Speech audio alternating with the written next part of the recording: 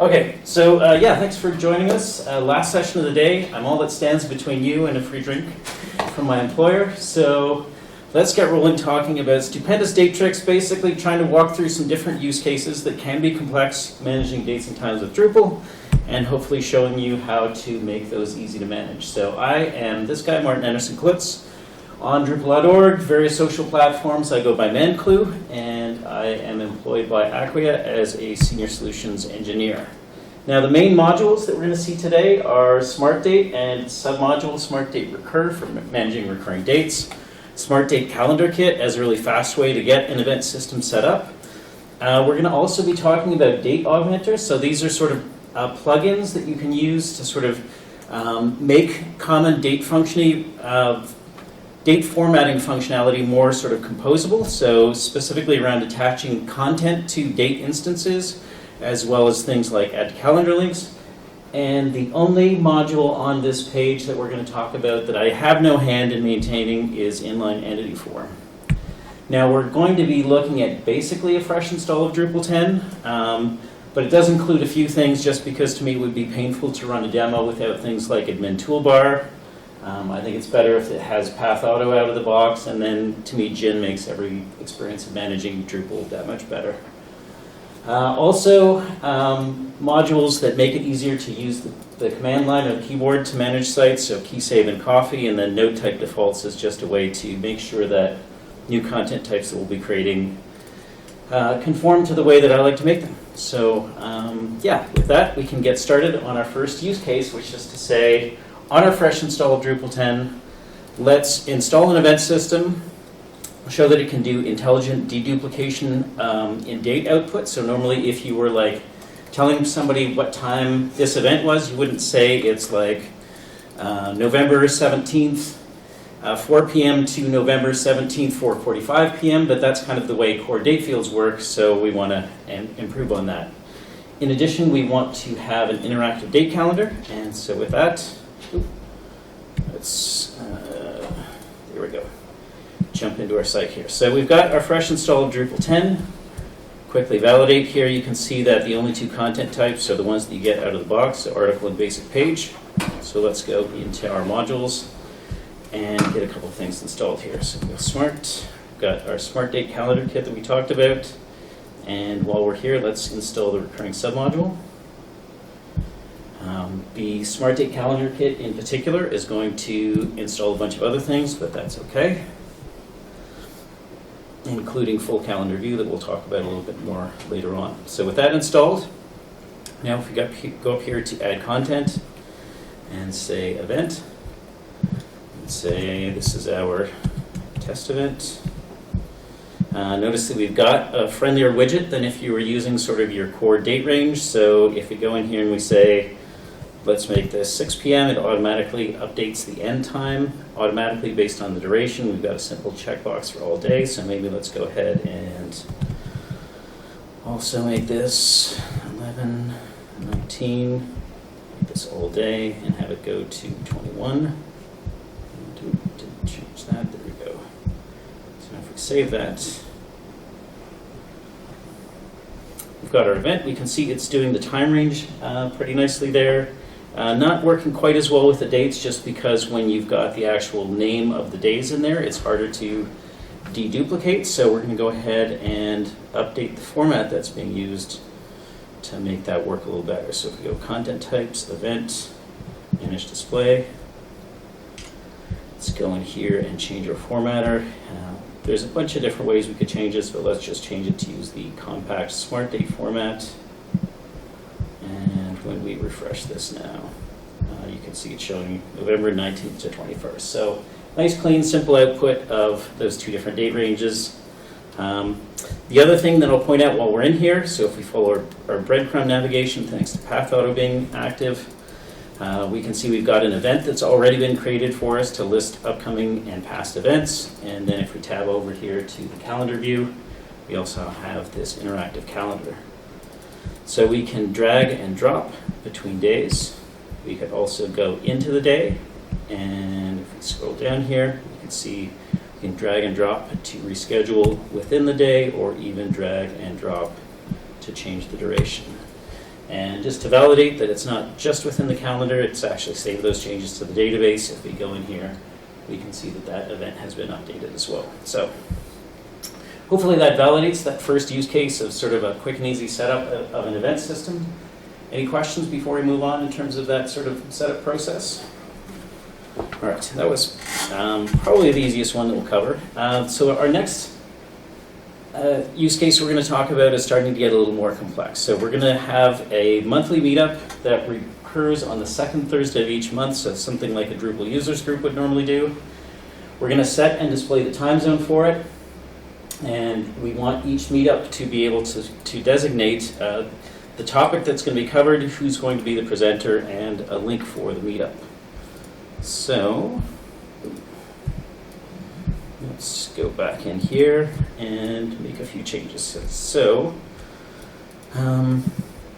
if we want to be able to assign content to those meetups, we need to install our first augmenter. So let's go ahead and install the date content augmenter and the API. That is going to install a system for creating content that's actually associated with individual date instances.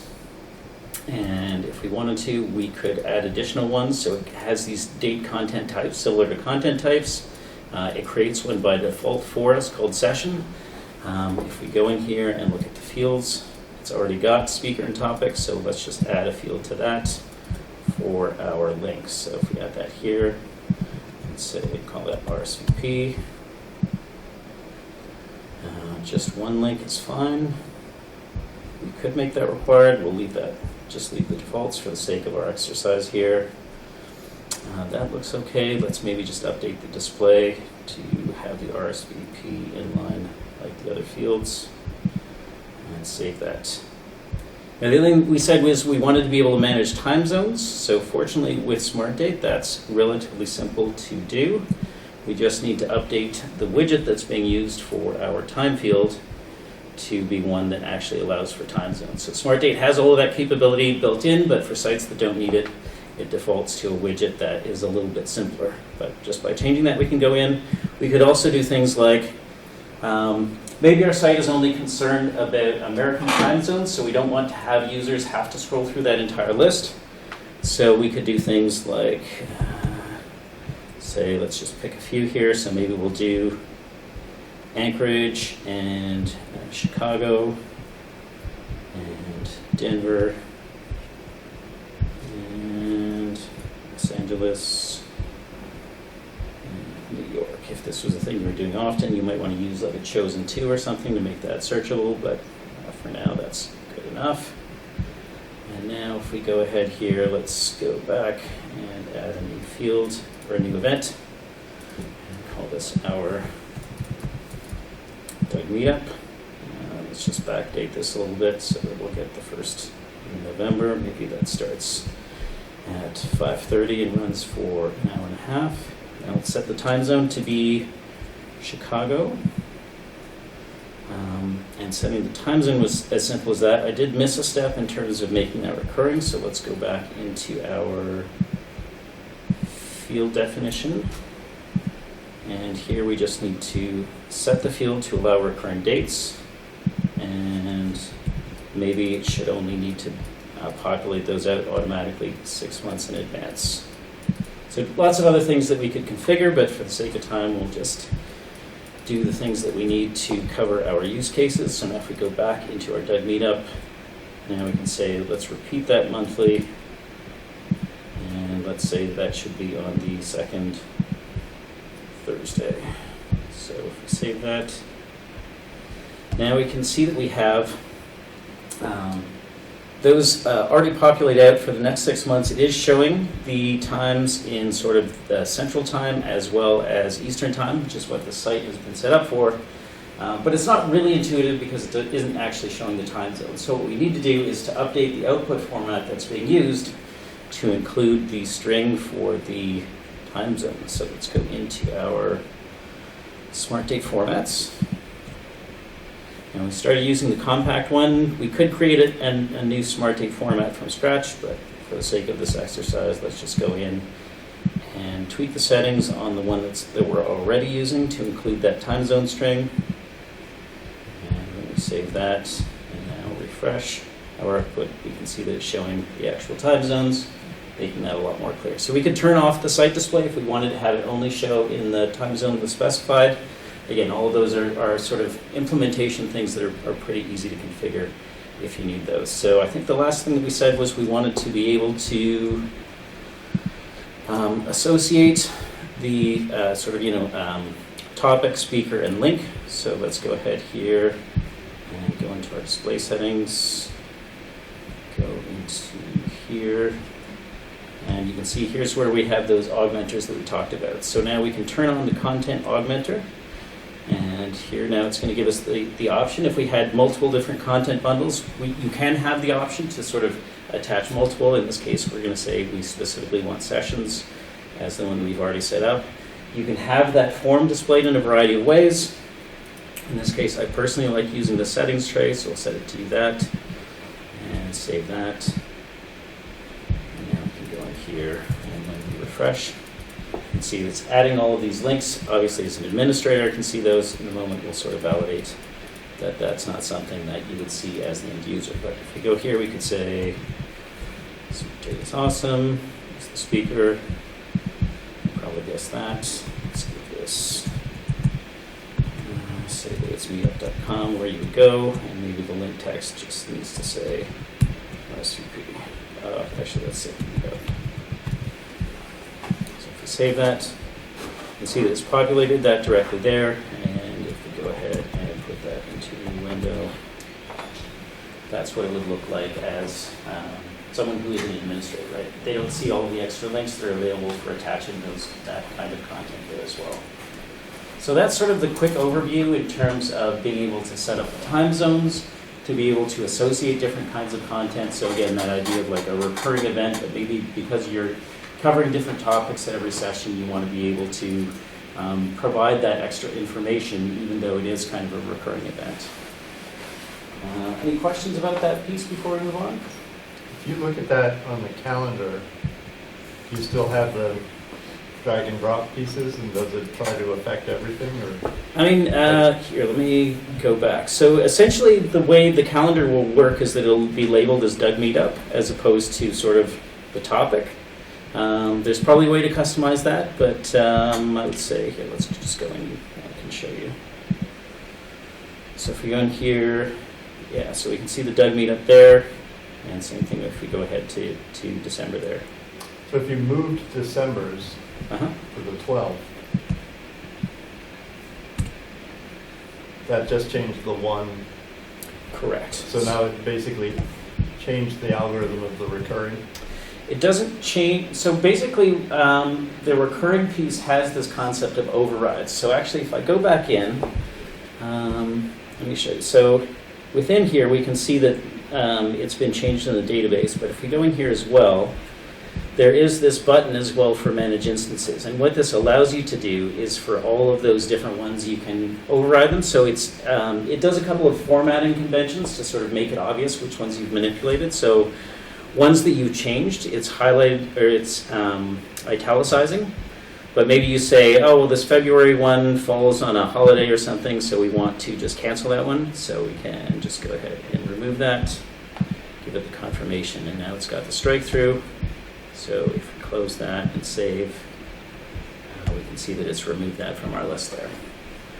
So even though it's recurring, you still have the flexibility to sort of manipulate individual ones without necessarily sort of like disrupting the overall flow, which I feel like is what you're typically going to see if you're using like Google Calendar or something like that, right?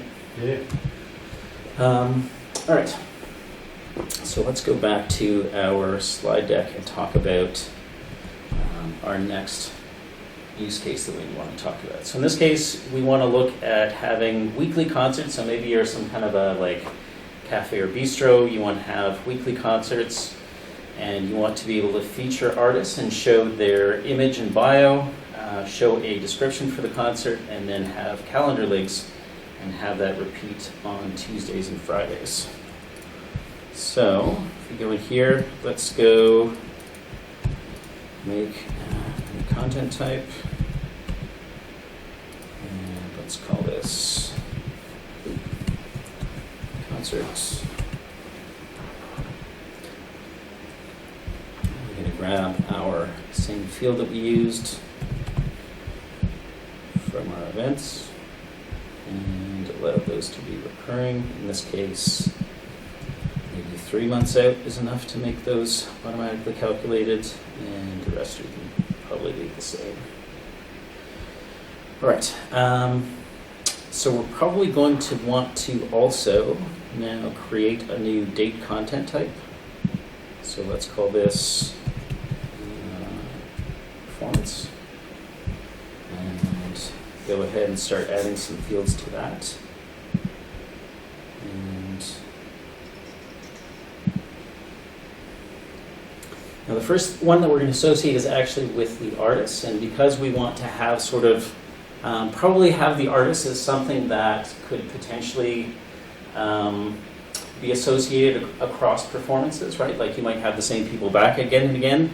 We might also even want to have kind of like a profile page on the site so that like people who like them can read more about them, and then maybe further down the line we could have a list of their performances. So let's actually make that a content type as well. So go here, make that a content type. Let's call that artist. Save that. Maybe we'll change this to say bio and use basic HTML. And we'll grab the same image field that we're already using by default on our articles. We would probably, in a real-life example, want to put those in a different folder and a few other nice things, but let's go ahead and just get that quickly put together. Let's see here. Let's look at how this is displayed. Probably we want to have, yeah, that looks pretty good. All right, let's go back then to our date content type. Performance, and there's the fields. And then we can create a new field to allow our content creators to associate artists with the performances. So we'll say maybe the label we want to use is performed by.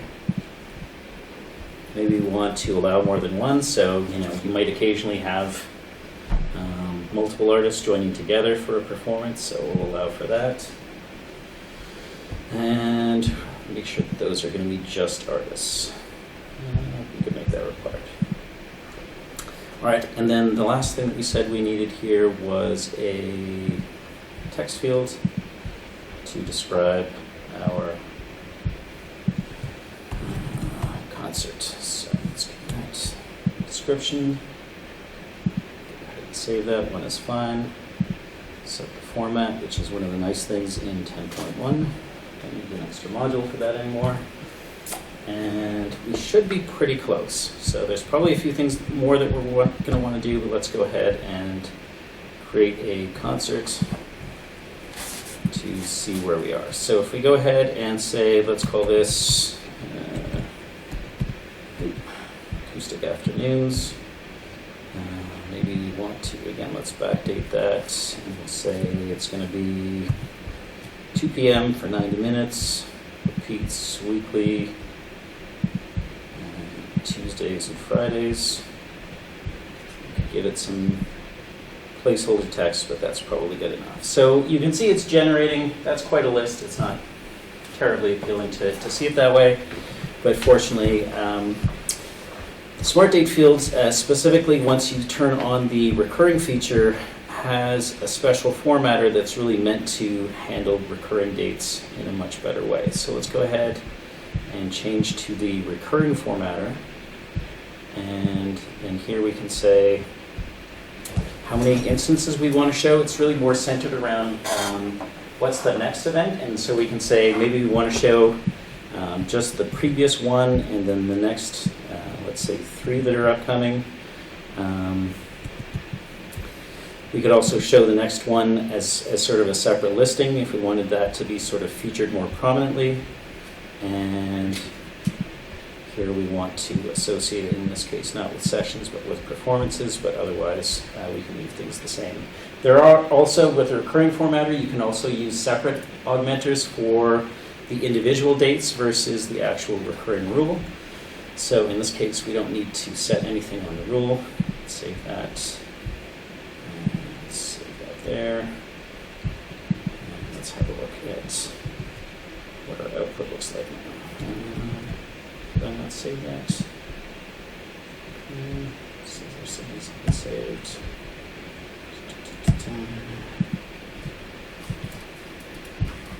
Let's try flashing caches. Always the joys of a live demo. Let's grab some water here. Well, still, the concept is clear. What's that? It's a good concept. They shorten that. Right. I think, oh, you know what it is? I went through and made these changes on the event content type instead of the concert. It's the danger of leaving too many tabs open, so word to the wise. Let's go back into our concert. Change it here to recurring. And make some of the same changes that we made previously. So performance instead of session. Turn that off. Let's do 1 previous and 3 upcoming. Show the next one.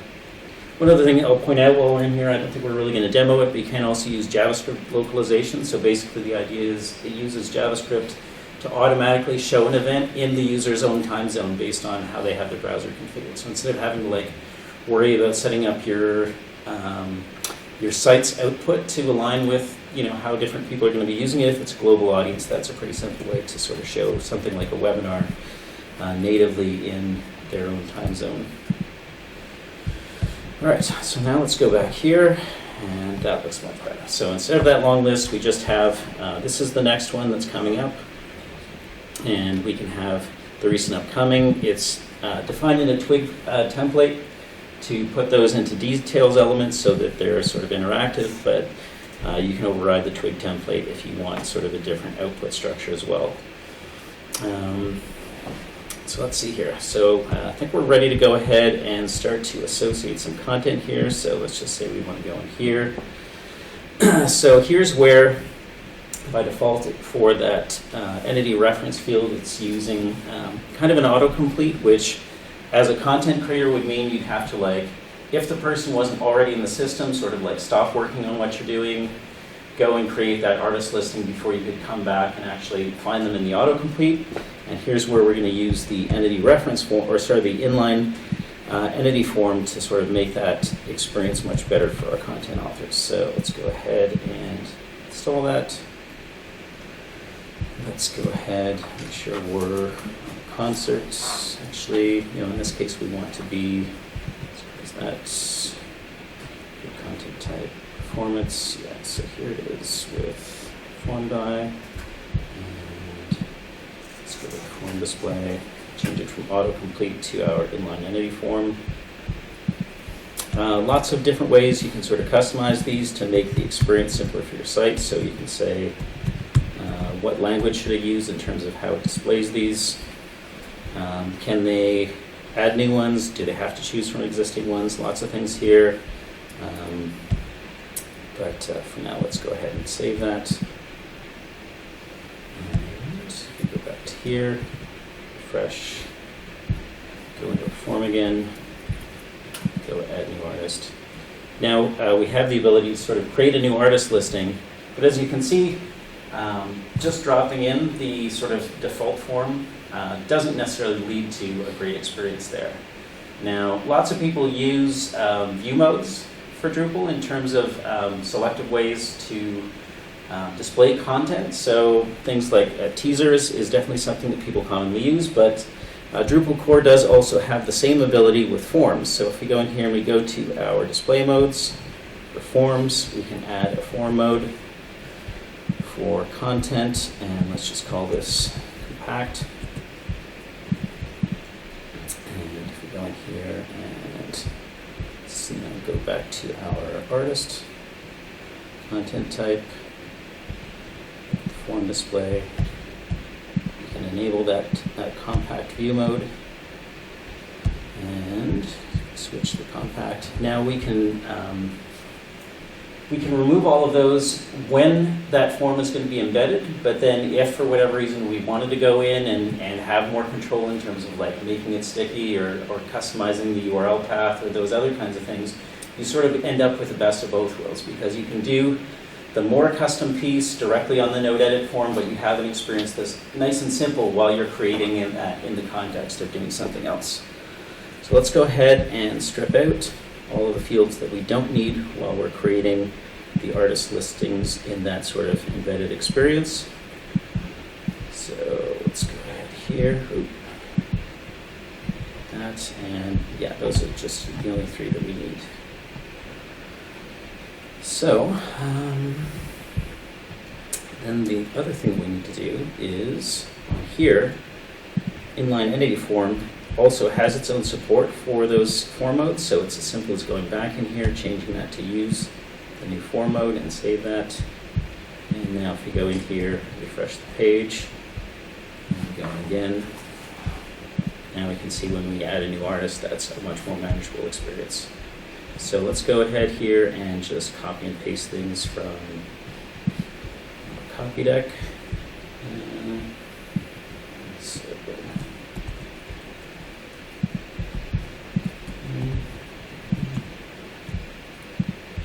grab an image that I've got locally.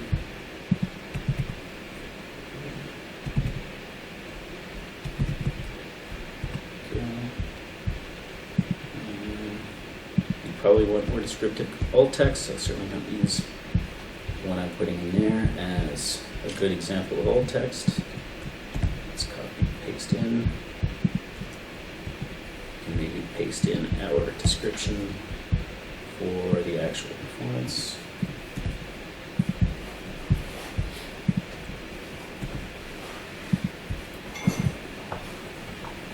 And so now with just that simple sort of copy and paste, we've been able to create that kind of embedded listing.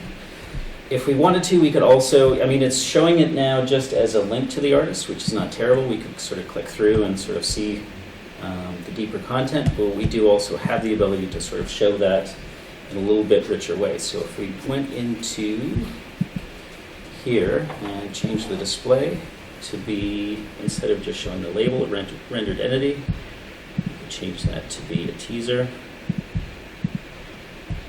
save that, and now if we refresh, we can see the image, the summary that we defined, and so on. So much nicer display. We could probably move the description up, change a few things around, but I think you get the idea that, you know, without having to leave the UI, you can actually do quite a bit to sort of make the experience for content creators nice and simple, and also, you know, make the display, you know, pretty rich in terms of the kinds of information you want to be displayed.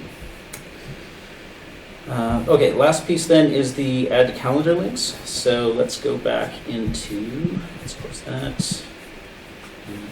First, let's close out a few tabs.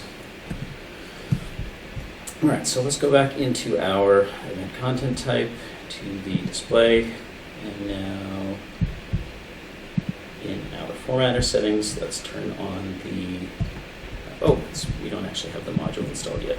So let's go back in and go into Augmenter, install our add to calendar date Augmenter, and then if we go back in here now, refresh that, and go in here, now we can see we have this additional augmenter available. So let's turn that on. Notice that you have some options here in terms of what you want, what string you want that to show. You could also use tokens in terms of the data that's going to be passed to the add to calendar, so to Google Calendar, or it's going to be in your sort of ICS file that you download to add to something like iCal. But we can sort of leave that blank. You have the option to sort of show that as a list of links, or open the links in, or have the links open in kind of a modal dialog. For now, let's leave that as a list of links and update that, save it, so that we can see what that looks like.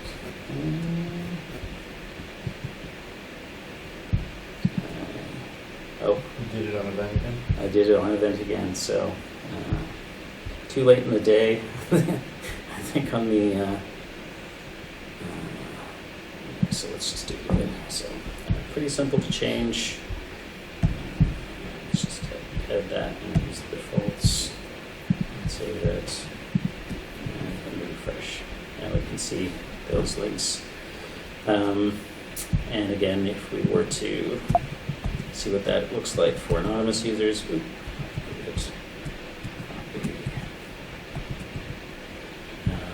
so they see the add to calendar links, but obviously not the links to add other things. So if we were to download that, would give us the ICS file. You don't see it for the, oh, it's up at the top, sorry. Yeah, so by default, it doesn't add the links to past events because it's sort of like, the assumption is, why would you want to add something in the past to your calendar? You can turn that on if you want, but yeah. There's a lot of decisions. What's that? I know you're making a good decision, but you have to, someone's gonna have some weird case or. Yeah, but it's a simple toggle if you wanted to add those back, so, yeah. But yeah, so I think that's probably everything here. Yeah. It just has the instance of the event. There's no, like, there's the, I think I know in Google, you can only add the instance. You can't add the recurrent, like the example, if you're doing, someone wanted to have the whole event schedule in one click. You can do that in iCal, or is that going on? You can do that in Google as well. You can? Yeah. Yeah. In fact, brings us to our final use case. We're going to have a daily stand-up. Repeats Monday to Friday. We're going to add to calendar on the series, not on the individual dates. We're going to add the ability to have Scrum notes for individual meetings, and then we're going to show the series rule, the next occurrence, and the 3 most recent. So let's go ahead and let's close that here.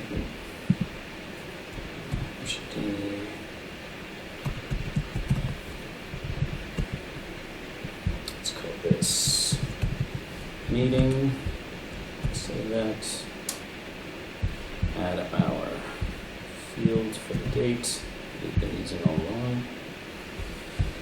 Keep that recurring. In this case, maybe 2 months is enough.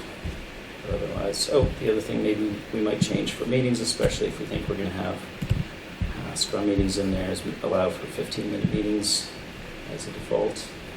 And that's probably enough. Okay, so let's go in here. Let's actually make another date content type to have our notes.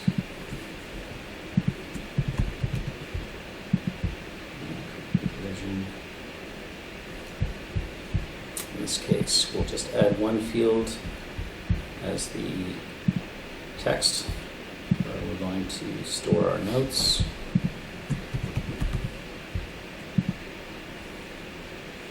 One is fine. Let's assign format. Go. Get back into here. Signature output. Keep that recurring. That's good. In this case, we're going to put the add to calendar links on the rule and not on here. And for the content, set it to notes. Do you have it on meeting? Okay. There we go. And let's detail and add our meeting. This is our daily stand-up. Let's say that's going to happen every day at 10 a.m. for 15 minutes. And, we wanted that to repeat daily, but only Monday to Friday. Let's go ahead and save that. So, we wanted to add our notes, so do that. So here, I did close the tab for that just had some bullet points we can throw in quick. So let's go here, save that just so you can see what that looks like. Again, we could clean up labels and all those other things. But did want to show a couple of things actually. Let me go here. Let's go under emoji.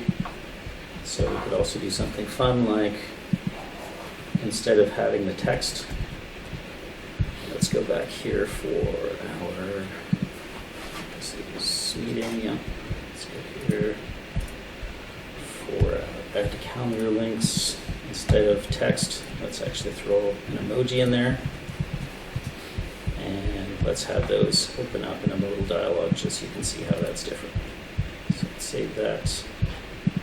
Reload here. And now at the end, obviously, this is just default formatting. You'd want to probably just have that display a little nicer, but then it comes up here. Also keyboard navigable. And we've got our event here. So let's open that up. Let's see if it's opening. Yeah, so it's opening iCal. Add a new event.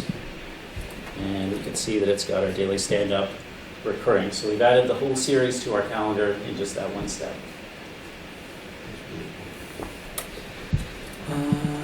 Now, I'm going to do the opposite and say delete all, because I don't actually want to get notifications every day at 10. All right. So I think that's everything on here. And with that, we'll go to wrap things up. So what haven't we talked about? We showed a full calendar view, but there's lots of other features. So if we had different content types, we'd have them like color-coded, or you could color-code them based on like a taxonomy field. So lots of different ways you can sort of go deeper with the calendar. If you wanted to have things that are sort of like bookable, so think about like meeting rooms or something like that. Bookable calendar is a good module for that.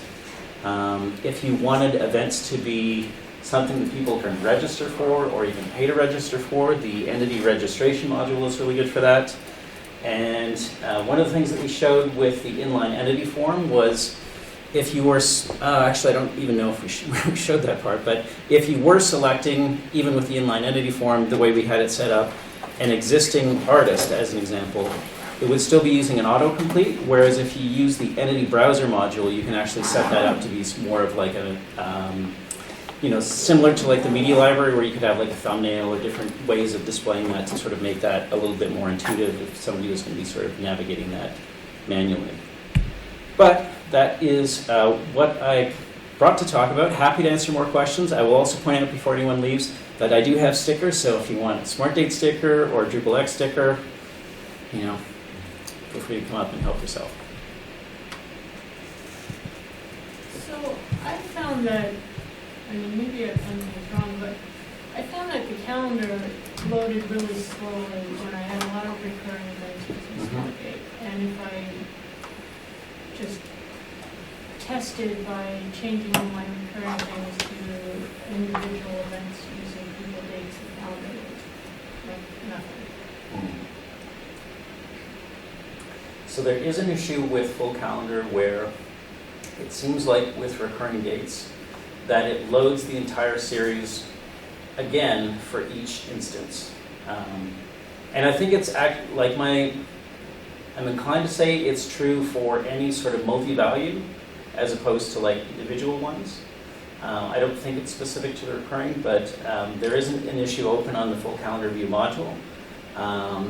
So I would say, unfortunately, that does seem to be an issue that a few... the way I've solved it is I use the recurring date because it's a nice form for people to fill out. And then in the background, I've got just a recurring dates content type where I just have the title, the date, and the node ID. So on the calendar, I can link back to that one page. Okay.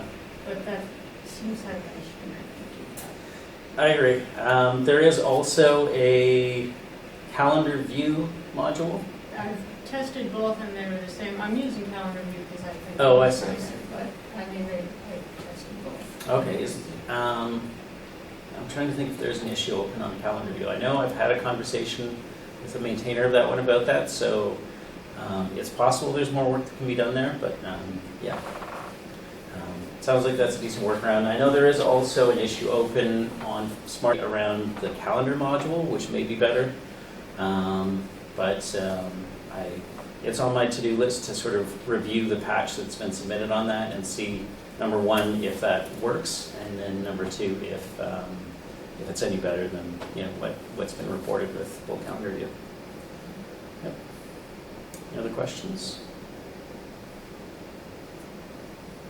All right, I think people are thirsty, so